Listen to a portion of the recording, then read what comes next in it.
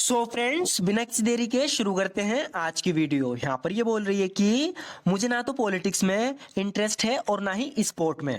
तो यहाँ पर दो चीज की बात चल रही है, समझना। एक तो यहाँ पॉलिटिक्स की बात चल रही है कि स्पोर्ट की। इसकी एक दोस्त है, वो कह रही है कि चलो या तो पॉलिटिक्स के बारे में बात करते हैं या स्पोर्ट के। तो इससे कह रही है कि मुझे ना तो पॉलिटिक्स में इंटरेस्ट है और ना ही स्पोर्ट में। अब इसे इंग्लिश में हम कैसे कैसे बोल सकते हैं? सबसे पहले तो हम कहेंगे I am interested in neither politics nor sports. I am interested in neither politics nor sports. यानी मुझे ना तो पॉलिटिक्स में कोई इंटरेस्ट है, दिलचस्पी है, और ना ही स्पोर्ट्स में।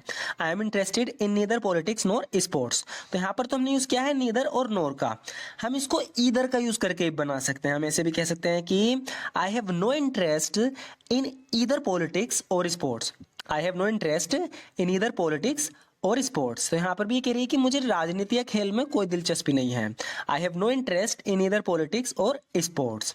आगे देखते हैं फ्रेंड्स। आगे कह रही है कि मुझे ना तो राजनीति के बारे में बात करनी और ना ही इन सब के लिए मेरे पास समय है। इस तरीके से हम बोलते हैं ना, कह रही है कि मुझे ना तो राजनीति के बारे में बात करनी और ना ही मेरे पास इन सब के लिए समय है। इंग्लिश में बोलेंगे neither do I want to discuss politics, neither do I want to discuss politics. यानी ना तो मैं डिस्कस करना चाहती politics, nor do I have time for it, और ना ही मेरे पास इसके लिए समय है। Neither do I want to discuss politics nor do I have time for it. ना तो मैं इसको डिस्कस करना चाहती और ना ही मेरे पास पॉलिटिक्स के लिए यानी राजनीति के लिए समय है। इसको कुछ और तरीके से भी हम कह सकते हैं। हम ऐसे भी कह सकते हैं कि I am neither interested in talking about politics. यानी मुझे राजनीति के बारे में ना तो बात करने में कोई दिलचस्पी है, I am neither interested in talking about politics nor do I have time for it. तो यहाँ पर भी ये कह रही है कि मुझे ना तो राजनीति के बारे में बात करने की कोई दिलचस्पी है और ना ही मेरे पास इसके लिए समय है। I am neither interested in talking about politics nor do I have time for it. इसे बोलने का एक और तरीका है, आप ऐसे भी कह सकते हो कि I have neither the time nor the inclination to discuss politics और एनी ऑफ दीज थिंग्स। तो यहाँ पर भी यही कह रही है कि I have neither the time, ना तो मेरे पास समय है, नोर द इंक्लिनेशन। इंक्लिनेशन होता है किसी तरफ झुकाव होना, तो ना ही मेरा पॉलिटिक्स की तरफ कोई झुकाव है। Nor the inclination to discuss politics और एनी ऑफ दीज थिंग्स, या कोई भी ऐसी चीज मेरे पास इन सब के लिए टाइम नहीं है। आगे कह रही है कि मुझे इन सब में कोई दिलचस्पी नहीं है और तुम्हें भी नहीं होनी चाहिए। इंग्लिश में हम बोलेंगे I am not interested in any of these. यानी मुझे इनमें से किसी में कोई इंटरेस्ट नहीं है। I am not interested in any of these and you shouldn't be either, और तुम्हें भी नहीं होना चाहिए। And you shouldn't be either, और तुम्हें भी नहीं होना चाहिए। हम इसे नीदर का यूज करके बना सकते हैं। हम ऐसे भी कह सकते हैं कि आई हैव नो इंटरेस्टेड, कह रही है कि I have no interest in any of these. यानी मुझे इन सब में कोई इंटरेस्ट नहीं है, एंड नीदर शुड यू, और तुम्हें भी नहीं होना चाहिए। तो देखो यहाँ पर हमने नीदर का भी यूज कर लिया और ईदर का भी। इन्हें थोड़ा ध्यान से देखना, बहुत काम आएंगे आपके। यहाँ पे कह रही है कि I am not interested in any of these, यानी मुझे इन सब में कोई इंटरेस्ट नहीं है, and you shouldn't be either, और तुम्हें भी नहीं होना चाहिए। या आप ऐसे कह सकते हो कि I have no interest in any of these, मुझे इन सब में कोई इंटरेस्ट नहीं है, एंड नीदर शुड यू, और तुम्हें भी नहीं होना चाहिए। चलो अब जिस काम के लिए आए थे वो करते हैं। यहाँ पर ये कह रही है कि चलो हम जिस काम के लिए यहाँ आए थे वो करते हैं। इसे इंग्लिश में बोलेंगे let's now do the work we came here for.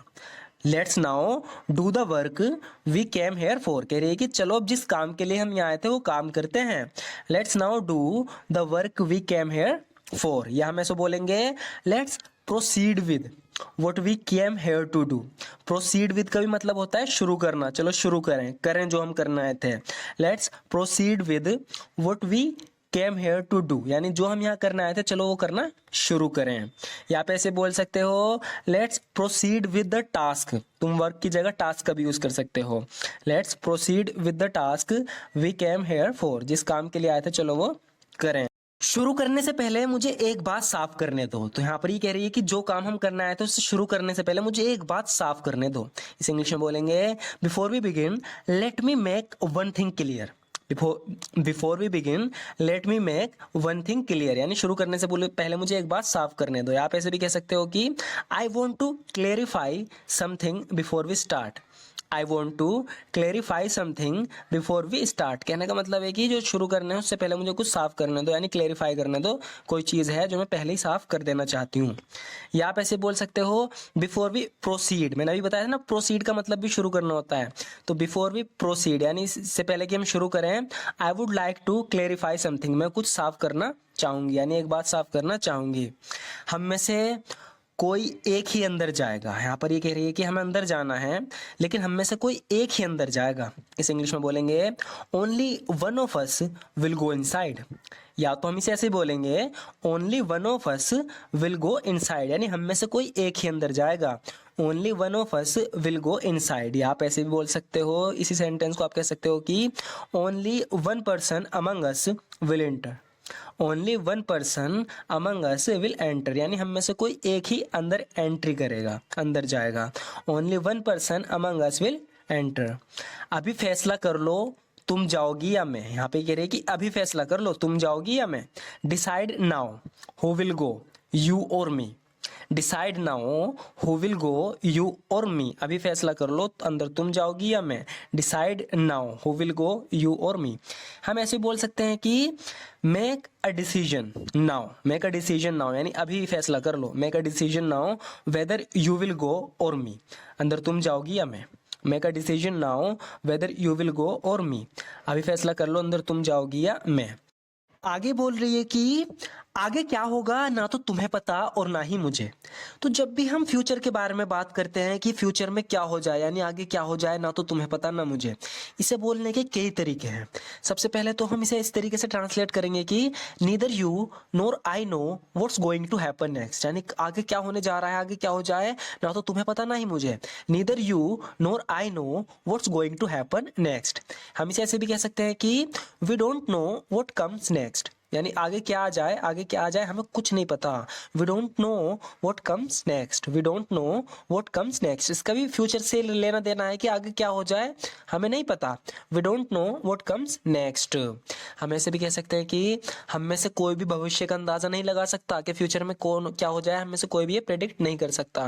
English में बोलेंगे neither of us can predict the future, कि फ्यूचर को हम में से कोई भी प्रेडिक्ट नहीं कर सकता, भविष्यवाणी नहीं दे सकता हम में से कोई भी कि आप भविष्य में क्या हो जाए। Neither of us can predict the future. Neither of us can predict the future, यानी हम में से कोई भी भविष्य का अंदाजा नहीं लगा सकता कि भविष्य में क्या हो जाए। नेक्स्ट देखते हैं, आगे कह रहा है कि तुम सच में एक अच्छे लड़के हो। You are a really good boy. You are a really good boy, तुम सच में एक अच्छे लड़के हो। तुम्हारे माता पिता बहुत भाग्यशाली हैं कि उनका तुम्हारे जैसा बेटा है। कह रहा है कि your parents are very fortunate to have a son like you. Your parents are very fortunate to have a son like you. कह रहा है कि तुम्हारे माता पिता बहुत भाग्यशाली हैं कि उनके तुम्हारे जैसा बेटा है। Your parents are very fortunate to have a son like you. जब मैं तुम्हारे जितना था लोग मेरी मजाक उड़ाते थे। यहाँ पर ये किससे बता रहा है, कह रहा है कि people use to make fun of me when I was in your age. People use to make fun of me when I was in your age, यानी जब मैं तुम्हारी एज का था, तुम्हारे जितना था, तो लोग मेरी मजाक उड़ाते थे। People use to make fun of me when I was in your age. लेकिन मैंने कभी उनकी बातों को गंभीरता से नहीं लिया। But I never took their words seriously. But I never took their words seriously, लेकिन मैंने कभी उनकी बातों को गंभीरता से नहीं लिया। But I never took their words seriously. बुरे दिन अक्सर हर किसी की जिंदगी में आते हैं। इस इंग्लिश में बोलेंगे बैड डेज ऑफन कम इन everybody's life. Bad days often कम इन एवरीबडीज लाइफ, यानी बुरे दिन अक्सर हर किसी की जिंदगी में आते हैं। बैड डेज ऑफन कम इन एवरीबडीज लाइफ।